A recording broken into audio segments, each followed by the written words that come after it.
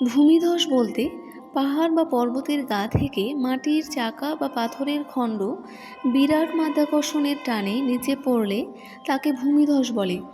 অনেক সময় পাহাড়ের ওপর থেকে জল ও মাটি মিশে কাদা আকারে বিপুল পরিমাণে নিচে নেমে আসলে তাকেও এক ধরনের ভূমিকম্প আখ্যা দেওয়া হয়।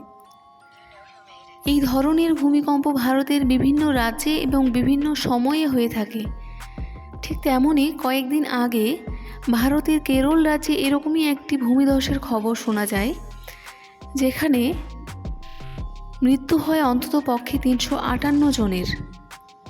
স্থানীয় সাংবাদিকরা জানাচ্ছে যে মঙ্গলবার রাতে প্রথম ভূমিধসটি নামে মুন্ডাকাই শহরে।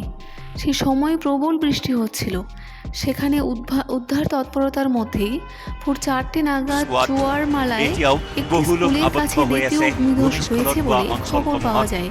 ওই স্কুলটিকে একটি অস্থায়ী আশ্রম শিবির হিসাবে ব্যবহার করা হচ্ছিল। ভূমিধসের সঙ্গে সঙ্গে পুরো এলাকার সব দোকান ও বাড়ি জল ও কাদায় ভরে যায়। একটি সেতু ভেঙে পড়ায় ওই অঞ্চলে প্রায় 400 পরিবার আটকে পড়ে রয়েছে।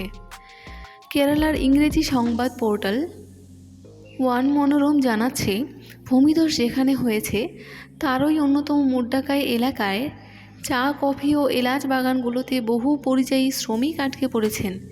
এই ভাসমান শ্রমিকরা মূলত পশ্চিমবঙ্গ ও আসাম থেকে যেখানে কাজ করতে যেতেন।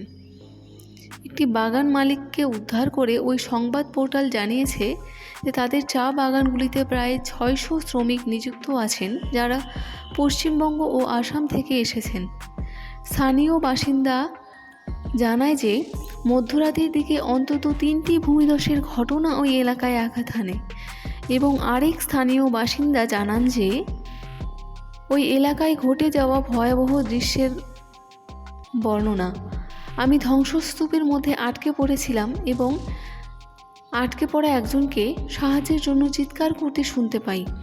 উদ্ধারকর্মীরা গত কয়েক ঘন্টা ধরে তার সঙ্গে যোগাযোগ করার চেষ্টা করেছেন।